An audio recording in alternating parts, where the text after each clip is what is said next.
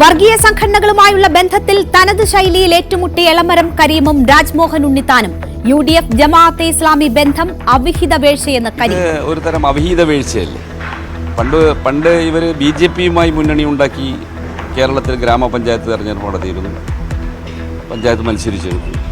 അപ്പോൾ തെരഞ്ഞെടുപ്പിൽ തോൽക്കുമെന്ന് കണ്ടാൽ രാഷ്ട്രീയത്തിലെ എല്ലാ ധാർമ്മികതയും ഉപേക്ഷിക്കുകയാണ്. അവിഹിത വീഴ്ചയുടെ വക്താവ് എളമരം കരീമെന്ന് രാജ്മോഹൻ ഉണ്ണിത്താൻ.